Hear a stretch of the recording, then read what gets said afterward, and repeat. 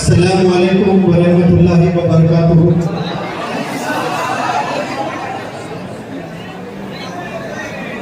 मेरा जी कर रहा था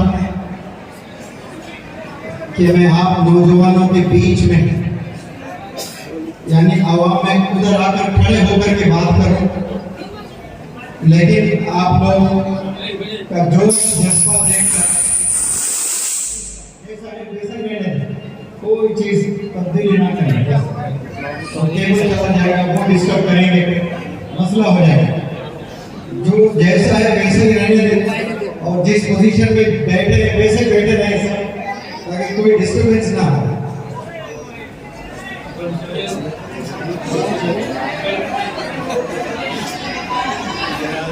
हाँ, सुने भाई, मैं मेरी आवाज से आपके दिलों तक पहुंचूंगा, ना भी देख पाए मुझे, आपके दिल में मुकर्रम करूंगा इंशाअल्लाह। और मैं कह रहा था कि जब मैं यहाँ तशरीफ ले आया और आकर सोफे पर मैं बैठा तो जी कर रहा था कि आपके बीचों बीच आकर खड़े होकर स्पीच दूं, लेकिन यहाँ के नौजवानों की ताकत को आजमाया मैंने आज। कोई मेरा पत्थर पकड़ के खींच रहा था, कोई कॉलर पकड़ कर खींच रहा था, कोई व्हाइट शर्ट था। मैं सोचा यहाँ तक पहुंचते तो ये ब्लैक हो जाएगा। मैंने यही कहा कि आप लोग जिस हालत में हैं उसी हालत में बैठ रहे हैं। बचपन में खेल खिलाकर चुप कर तो स्टैचू करके कहा जाता था, तो जैसा है वैसे खड़े हो जाता। आप लोग से गुजारिश है, इधर सुने, मैं एक बात कहता हूं, सुने सब लोग।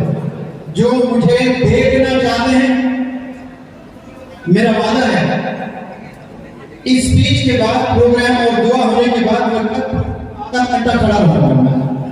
आप लोग मुझे जिस एंगल से देखना चाहते हैं देख लें, और जो सुनना चाहते हैं वही बैठ, बाकी चाय पानी और पता नहीं क्या क्या करते हैं वो करने आप जा सकते हैं। जो सुनना चाहते हैं वो खामोशी इख्तियार करें, और जिसकी जुबान पर कंट्रोल नहीं है वो बाहर चले जाए प्लीज। मेरे एक मैसेज को भी आप लोग अभी तक कन्वे नहीं करने दिए। ये पूरे 15 साल में पहली दफा हुआ ऐसा, इसलिए कह रहा हूं कि मुझे दोबारा आना है बिहार में, और बार बार आना है इंशाअल्लाह बिहार में। लेकिन मैं कहीं जाऊं तो बिहार के नौजवानों की मुझे तारीफ करनी चाहिए। लेकिन आप मुझे इतनी बचियतों के बाद पता है नहीं फर्क है, बात ही नहीं कर रहे आपको, आप ही बात कर रहे। तो मैं मौलाना हुजैफा साहब से गुजारिश करता हूं कि 10,000 माइक लिया सबको तकसीम कर दें, फिर आप ही मोटिवेशनल स्पीकर बन जाए और आप ही बातें करते रहें। अभी खामोश माशाअल्लाह इस तरह से बैठे, बहुत उम्दा, बहुत अच्छा लग रहा है। और मैं कहने की कोशिश कर रहा था कि मैं आवाम में आकर बात करूं। नौजवानों की ताकत को मैंने देखा, कोई पतलून खींच रहा है, कोई शर्ट खींच रहा है, कोई हाथ इधर से खींच रहा है, और ये शोल्डर तो मुझे अभी तक दर्द हो रहा है। मतलब जिसने भी मेरे राइट साइड से एस्कॉर्ट किया है उसने खूब आजमाया। यहाँ के रोटियों में बड़ी ताकत है, यहाँ के चावल में बड़ा दम है माशाअल्लाह। और यही ताकत, यही दम, यही आप लोग अगर तालीम में दिखाएंगे तो इस सरजमीन किशनगंज से एक नहीं 1000 मौलाना अबुल कलाम आजाद पैदा होंगे, कई डॉक्टर एपीजे कलाम पैदा होंगे, कई मौलाना गुलाम साहब बस्तान में पैदा होंगे इंशाअल्लाह, जो रेवोल्यूशन ले आएंगे इस दुनिया में। लेकिन अफसोस हम नौजवान जितने भी यहाँ देख रहे हैं, मुझे सुन रहे हैं, वो लोग हवा में होने वाला, पता उसको क्या बोलते हैं, हाँ ड्रोन कहते हैं, ड्रोन को देखते हैं या हमारी स्पीच सुनते हैं। जब ड्रोन उड़ता है मुझे 0.1% भी डिस्टर्बेंस नहीं होता है। आप लोग ऐसा देखते हैं जैसे कोई बरात सवारी उतरी है आसमान से आपको लेके जाने, बुराक जो आप सल्लल्लाहु अलैहि वसल्लम की है। आप लोग फोकस करें, सुने गौर से। अल्लाह ने इस दुनिया को बनाया है, हम सब लोग बहुत वाकिफ है इससे। और इस पूरी दुनिया में एक ऐसा देश है जो तालीम में और खेल में, स्पोर्ट्स में और टेक्नोलॉजी में खूब तरक्की कर रहा है, और उस देश का नाम है भारत, हिंदुस्तान, इंडिया। और इस इंडिया में बहुत से नौजवान रहते हैं, और इस इंडिया में बहुत से नौजवानों में जोश भी है, टैलेंट भी है, जज्बा भी है। और ये टैलेंट, जोश, जज्बा, पागलपन, दीवानगी का मरकज मुझे बिहार में नजर आता है। ये बिहार टैलेंट का मरकज है, जोश और जज्बे का मरकज है। इसमें कुछ ऐसे नौजवान बच्चे तारीख रचे हैं जिनके पास कुछ नहीं था, पहनने हत्ता के कपड़े तक नहीं थे, फटे कपड़ों पर स्कूल कॉलेजेस जाकर तारीख इतिहास रचे। नौजवान बच्चों में उनके पास कपड़े नहीं थे, किताबें नहीं थे, रिसोर्सेस नहीं थे, 3 वक्त का खाना नहीं था, लेकिन एक चीज उनके पास में थी, वो इरादा था। और उस इरादे के साथ उनमें जज्बा भी था, जुनून भी था, पागलपन भी था।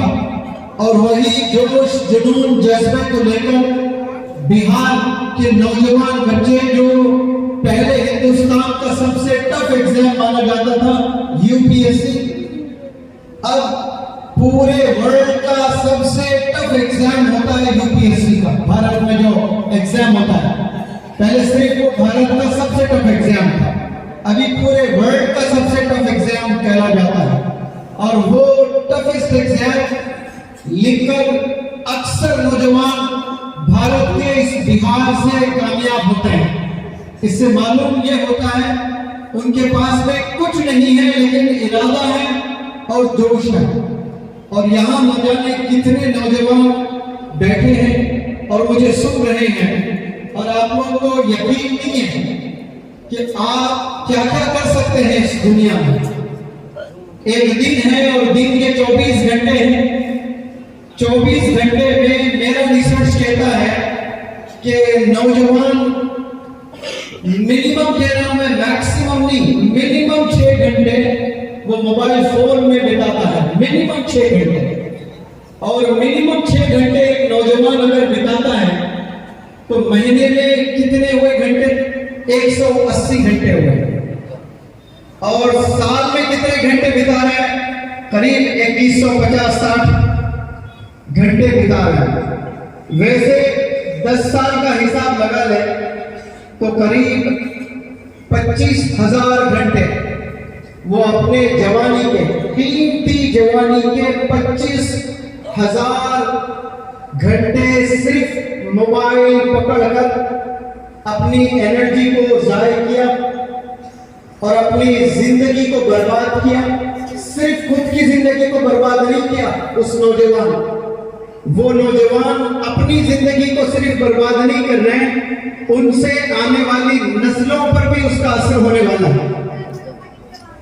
तो 25,000 घंटे 10 साल के होते हैं। अगर एक दिन के 6 घंटे आप हाथ में मोबाइल पकड़ते हो, इस मदरसा जो जामिया हुसैनिया मदनी नगर में और किशनगंज में वाक़ है, इस मदरसे से पूरे जिम्मेदारी से मैं कह रहा हूं, ये 25 घंटे बजाय मोबाइल हाथ में लिए अगर आप किताबें थाम लेते हो तो मैं पूरे जिम्मेदारी से कहता हूं कि आप लोग हर चीज इस दुनिया में कर सकते हो। आप साइंटिस्ट भी बन सकते हो और इसी सरजमीने बिहार और किशनगंज से आप लोग चांद पर भी जा सकते हैं इंशाअल्लाह। आप पूरी दुनिया को फतेह कर सकते हैं, क्योंकि बचपन भी होता है, जवानी होती है, फिर उसके बाद में बुढ़ापा होता है।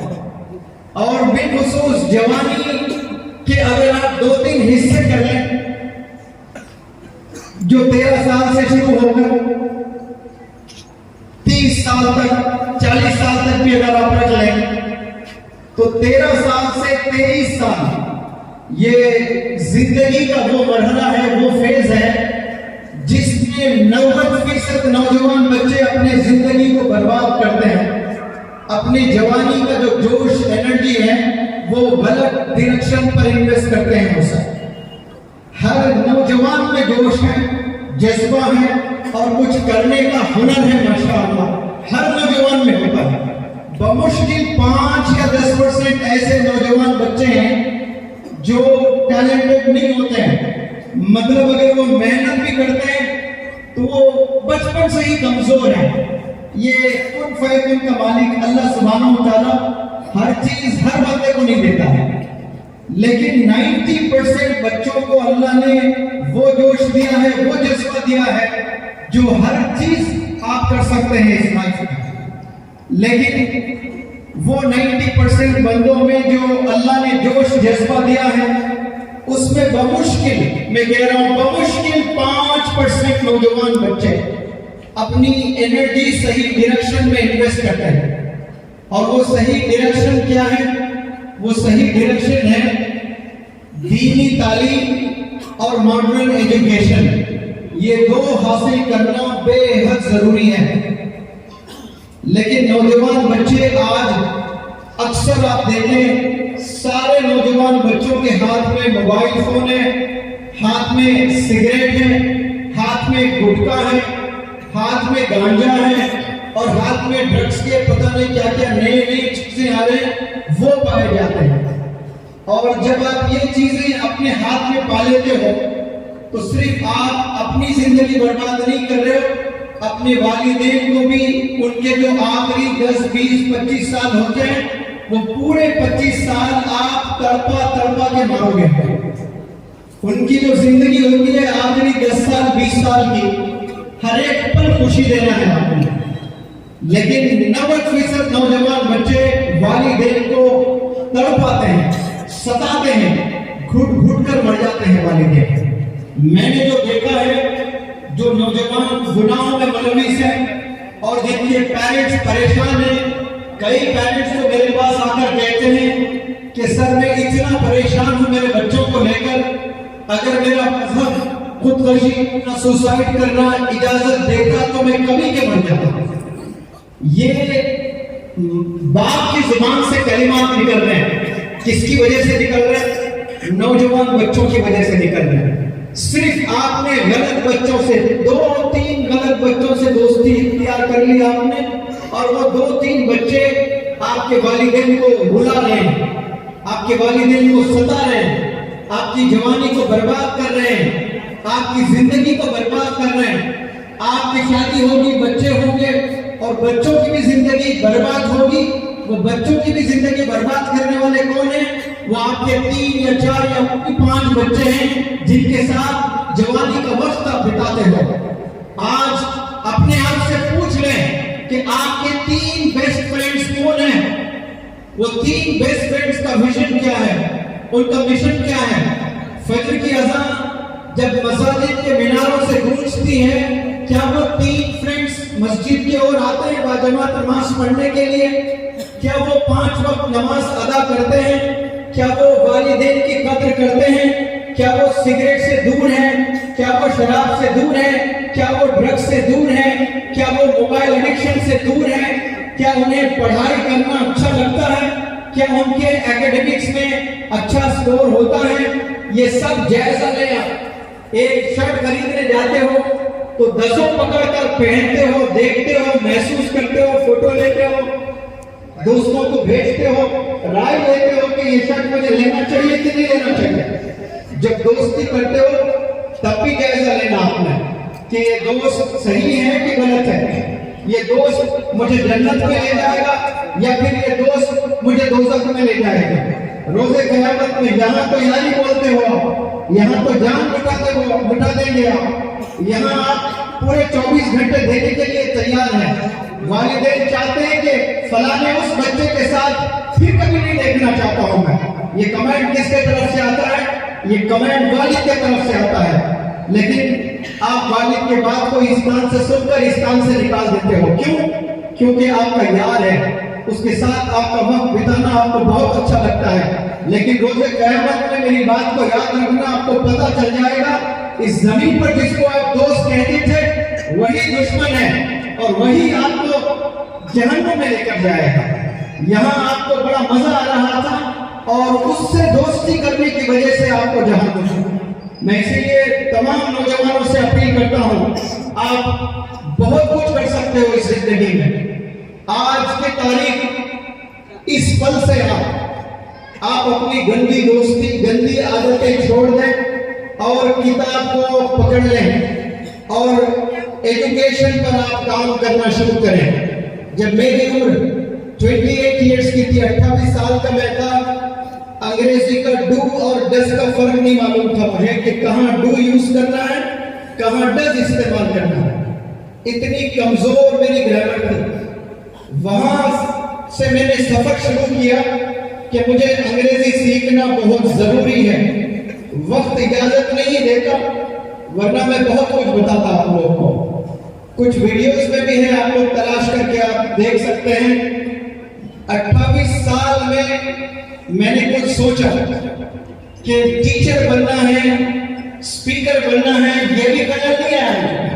28 साल में मुझे बस ये ख्याल आया कि मैंने इंग्लिश मीडियम से तालीम हासिल की है और एक बहुत बड़े कॉर्पोरेट हॉस्पिटल में मैं जॉब कर रहा हूं और हिंदी मीडियम से, तेलुगु मीडियम से, पता नहीं दूसरे स्टेट से आए हुए बंदे, कोई उड़ीसा से, कोई बिहार से, डॉक्टर से अंग्रेजी में बात कर रहे हैं और मैं इंग्लिश मीडियम से तालीम हासिल करके डॉक्टर्स जब टेलीफोन करते मैं अवॉइड करता। फिर एक एहसास जागा मुझ में कि मेरी तालीम तो इंग्लिश मीडियम से हुई है और मैं 1 मिनट 30 सेकंड डॉक्टर से अंग्रेजी में गुफ्तगू नहीं कर पा रहा हूं। छूट मेरी जिंदगी पर मुझे तो हैदराबाद छोड़कर वापस मेरे गांव जाना चाहिए या फिर इसी शहर हैदराबाद में मुझे मेहनत करके अंग्रेजी सीखना है। तो दौरान लर्निंग जब मैं सीख रहा था, मेरे वालिद बीमार होते जाते तो मैं क्लास को छोड़ता, वापस चला जाता फिर वालिद की खिदमत करने के लिए। इस तरह से एक बैच मैंने 3 दफा किया क्योंकि मैं चाहता था कि एक बैच में जितना भी सिलेबस होता उसका एक भी सेशन में मिस ना करूं। मेरे उस्ताद कहते हैं आप तमाम स्टूडेंट्स में सबसे टॉप आप ही हैं, अब ये बेसिक बैच छोड़ दें, आप एडवांस में जाएं। मैं उस्ताद से कहता नहीं, मैं जब तक एडवांस बैच में नहीं जाऊंगा तब तक आप ये सारे बेसिक बैच के सेशंस अटेंड ना कर लो। लेकिन वालिद बीमार हो गए, वापस गांव चले जाता, 4-5 दिन के बाद फिर वापस आता। इस तरह से 3 महीने के बेसिक के 3 बैचेस मैंने अटेंड किए। फिर एडवांस किया मैंने, एडवांस प्लस किया मैंने। मेरे रिश्तेदार मामा के पास में रहकर मैं तालीम हासिल करता था। मेरे रिश्तेदार, मेरे दोस्त ऑलमोस्ट क्रिटिसाइज करते थे कि और कब तक आप अंग्रेजी में वक्त बिताओगे, कब तक सीखता रहेगा तो अंग्रेजी, कब तक वक्त अपना बर्बाद करेगा अंग्रेजी सीखने में। और उन्हें नहीं मालूम था कि मुनव्वर जमान 2023 में बिहार आकर इतने नौजवान बच्चों से इंटरैक्ट कर सकता है। तब उन्हें नहीं मालूम था, तब वो लोग क्रिटिसाइज कर रहे थे, लेकिन मैंने हिम्मत नहीं हारी है। पूरी ग्रामर सीखने के बाद भी मुझे बात करने नहीं आता था, फिर वहां मैंने मेहनत की है। लेकिन ये सब मैं आपको इसलिए बता रहा हूं कि 28 साल के बाद अगर आपकी अकड़ है और आप कुछ करना चाहते हो तो आपके कामयाब होने के चांसेस बमुश्किल 10% है। यानी जो भी बंदे 30 साल तक अपनी जवानी को बर्बाद कर दिए हैं, लेकिन किसी मोटिवेशनल स्पीकर को सुनकर जोश जागा है, जज्बा जागा है, एहसास जागा है, अब मैं दिन रात एक कर दूंगा, अब मैं कुछ पाकर रहूंगा लाइफ में, लेकिन कामयाब होने के चांसेस कितने हैं? 10 से 20%। और 30 साल में अक्कड़ ठिकाने पे आए और मेहनत कर रहे हो दिन रात, और 80% फेल होने के चांसेस हैं। और 20 साल में, यानी 10 साल से 20 साल तक आपने अपनी जवानी बर्बाद कर दी है, लेकिन 20 साल में आपके अक्कड़ ठिकाने पे आई है, और वहां से आप अपने गंदे काम, गंदे दोस्त सबको छोड़कर आपने किताब हाथ में थाम लिया है, बुक्स आपने हाथ में थाम लिए हैं, और मैं यहाँ से रोजाना 8-10 घंटे इल्म में बिताऊंगा, मेहनत करूंगा, अच्छे टीचर्स के सोबत में मेरी जवानी को गुजारूंगा, अच्छे उलमा हजरात के साथ मैं अपने आप को वक्त बिताऊंगा उनके साथ। अगर ऐसा इंसान 20 साल के बाद सोचता है तो उसके कामयाब होने के चांसेस 60% है, और नाकाम होने के चांसेस 40% है। लेकिन 10 साल, 12 साल, 13 साल, 15 साल में अगर अक्कड़ ठिकाने पे आ गई, क्योंकि यहाँ मैं बहुत से को देख रहा हूँ जो 15 और 20 साल के बीच में है, और वहां से आपने मेहनत करना शुरू किया तो आपके कामयाब होने के चांसेस 90% हो जाते हैं। तो आपने डिसाइड आज करना है कि आपके कामयाब होने के चांसेस 10% होना अच्छा है या 90% होना अच्छा है। जवाब दें, 90%। अगर आप चाहते हैं कि आपके कामयाब होने के चांसेस 90% हो, तो आपको किस उम्र से मेहनत करना है? जब आपकी उम्र 13 साल की हो जाती है, 12 साल की हो जाती है, वहां से आप सही डायरेक्शन पर काम करने लगोगे, इंशाअल्लाह 90 to 95% आपके कामयाब होने के चांसेस है। यानी कोई बॉल फेंक रहा है, 100 गेंद डाले आपको, और वो 100 गेंद में आपने कितने सिक्सर्स लगाए? 95 सिक्सर्स लगाए। ये जवानी की ताकत होती है। वही चीज आप जाकर 30 साल में बैट पकड़ते हो और कोई गोला फेंकता है, और कामयाब होने के चांसेस कितने हैं? 10% है। 90 दफा आउट हो जाओगे और 10 छक्के मारोगे, और सही वक्त पर किताबें थाम ले आपने तो 95 सिक्स मारेंगे, 5 दफा शायद आप आउट हो सकते हैं। अब 35 साल में विराट कोहली जबरदस्त खेल रहा है तो वो 10% में आता है। 35 साल में जाकर सब लोग ऐसा नहीं परफॉर्म कर सकते हैं। कौन करेंगे? 125 करोड़ में एक विराट कोहली बनता है। किताब पकड़ लें। मैंने कई दफा कई जगह कहा कि रोनाल्डो बड़ा मशहूर फुटबॉलर है, अब उससे इंस्पिरेशन लेकर भारत में 125 करोड़ लोग हैं, मानो कि उसमें 40 करोड़ नौजवान बच्चे हैं। 40 करोड़ नौजवान बच्चे सब लोग शूज खरीदिए और फुटबॉल खरीदें और फुटबॉल खेलना शुरू करें, क्या रोनाल्डो बनेंगे? पिछले 50 साल में तो कोई नहीं बने इंडिया से रोनाल्डो। अब ये 40 करोड़ में बैट पकड़ेंगे तो क्या विराट कोहली कितने बनेंगे? बहुमुश्किल। अगर जी जान भी लगा दे तो ये 40 करोड़ नौजवान बच्चे किताब छोड़कर बैट पकड़े कि देखो विराट कोहली कितना कामयाब हो गया, मैं भी क्रिकेट में मेरी जवानी खपा दूंगा। तो उसमें बहुमुश्किल मैं कहता हूं कि कोई 2 या 4 बन सकते हैं अगर वाकई प्रैक्टिस करते हैं और बेहतरीन टैलेंट है। 40 करोड़ में कितने बनेंगे? 2 या 4।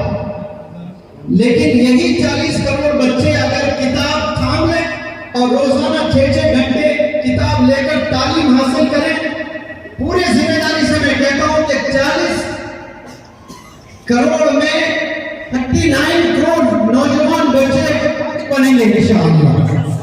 ये खूबी है एजुकेशन की। किताबें पकड़ने से मेजॉरिटी ऑफ द यंगस्टर्स की जिंदगी संवर जाती है। बैट पकड़ने से कुछ नौजवान बच्चे, 98% नौजवान बच्चे बेकार हो जाते हैं। बहुमुश्किल कोई आधा % में कहता हूं वो क्रिकेट में अपना करियर बना देता है। बिल्कुल इसी तरह जो टिकटॉकर्स हैं वो पता नहीं यूट्यूब में चैनल बना लेते हैं और कुछ पैसे 10,000 20,000 फिर भीख मांगना शुरू हो जाता है। लाइक मी, सब्सक्राइब मी, फलाने क्या क्या मी, इतना रिक्वेस्ट करने लगते हैं, भीख मांगते हैं सबसे।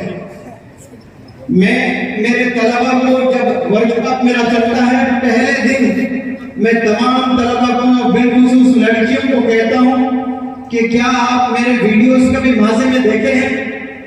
तो सब लड़के लड़कियां कहते हैं हाँ सर, बहुत से देखे हैं। तो क्या आपने सब्सक्राइब किया है मुझे?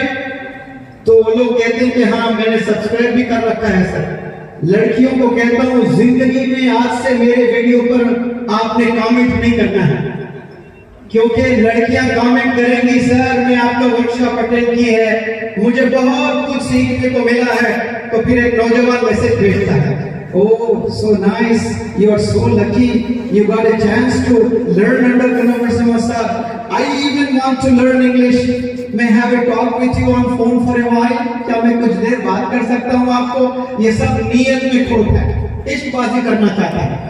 इसीलिए मैं मेरे लड़कियों को कहता हूँ कि मेरे चैनल पर आप कमेंट ना करें।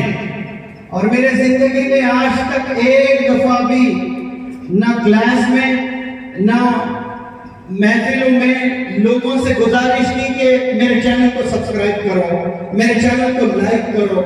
मैं किसी को दावत नहीं देता हूँ, क्योंकि अल्लाह जितना देना होता है वो आपकी कोशिश करने पर भी देता है, कोशिश ना करने पर भी देता है। इतना यकीन अल्लाह पर होना चाहिए। आप मेहनत करें और बाकी सारी चीजें अल्लाह पर छोड़ दें।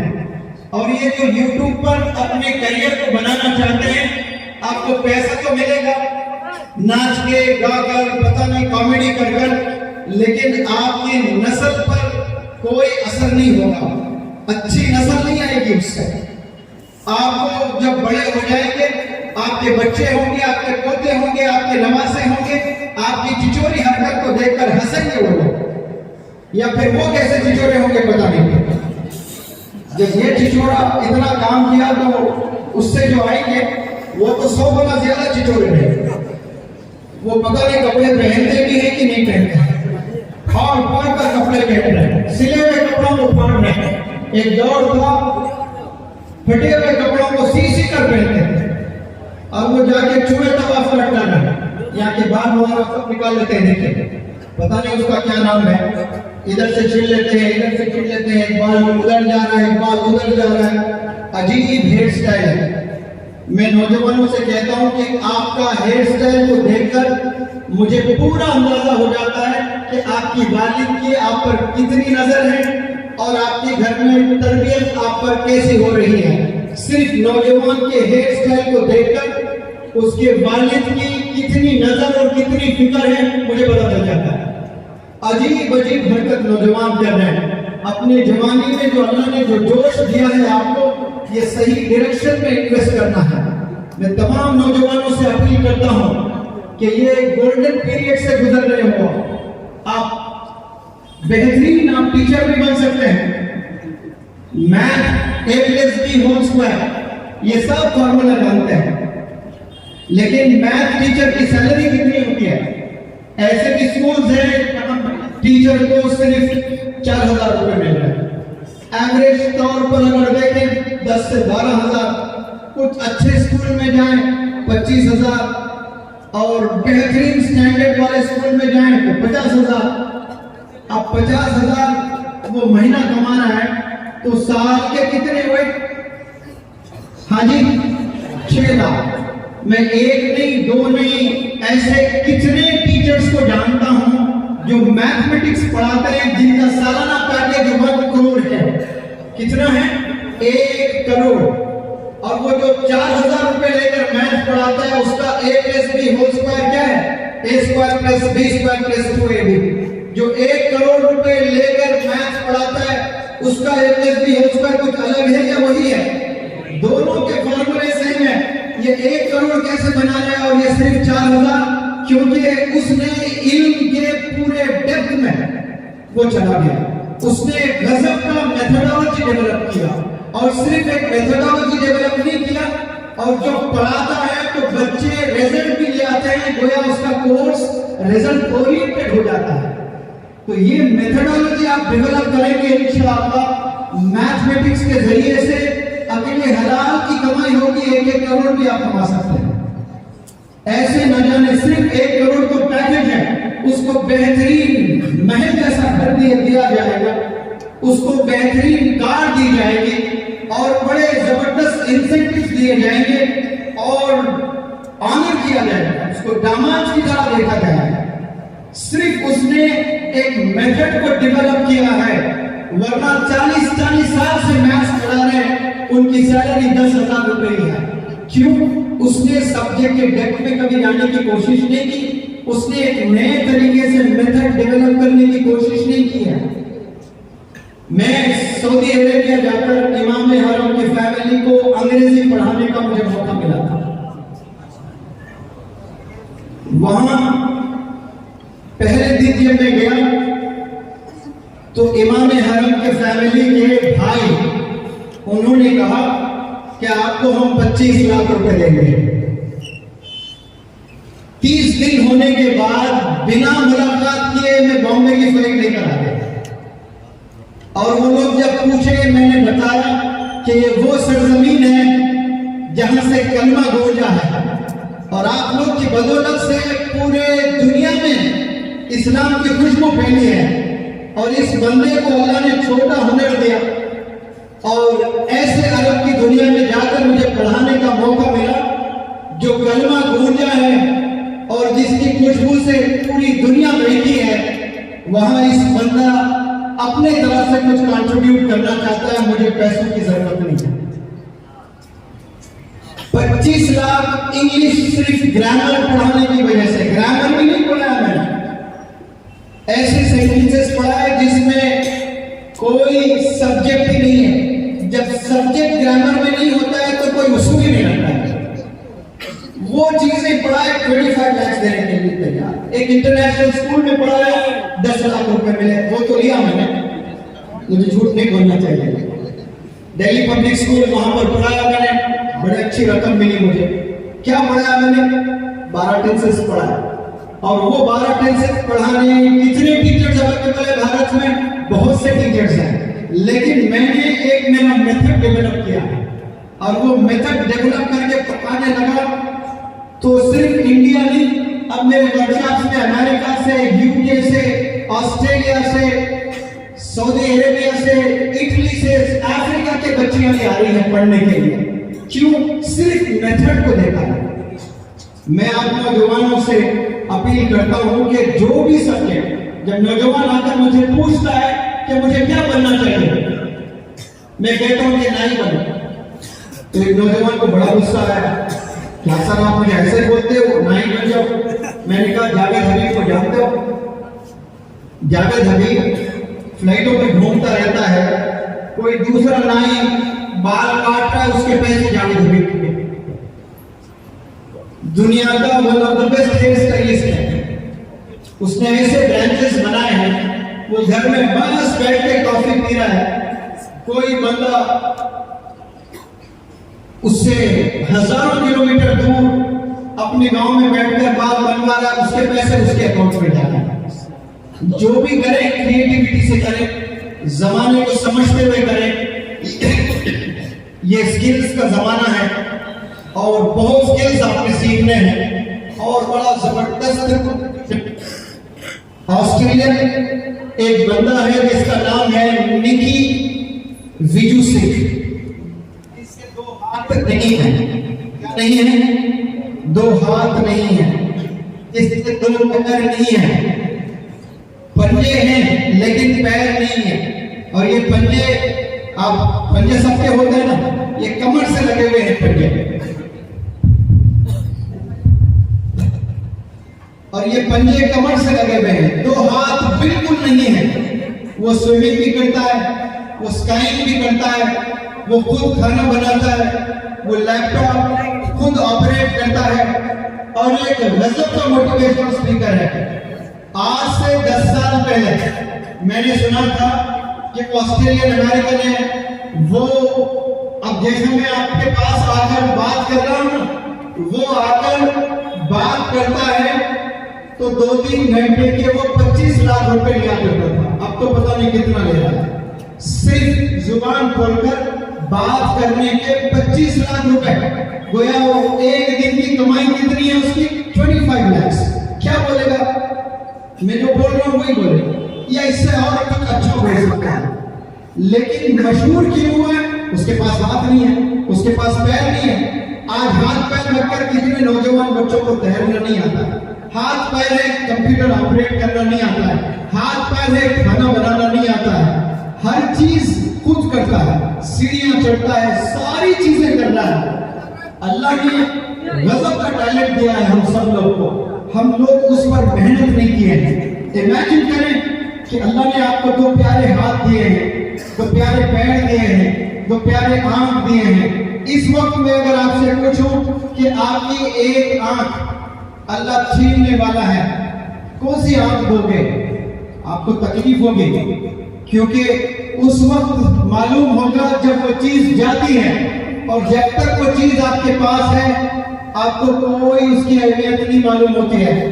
अचानक इमेजिन करें रात में आप सोए हुए और सुबह नींद से बेदार हुए और आपके दो हाथ नहीं है। आप सब मेरे साथ हैं, सुन रहे हैं आप सब लोग मुझे? दो हाथ आपके नहीं है, नींद से बेदार हुए और आप उठकर वॉशरूम में गए, वॉशरूम खोलने की कोशिश की है, दो हाथ नहीं है, लेकिन बड़ी तेजी से पेशाब आ रहा है।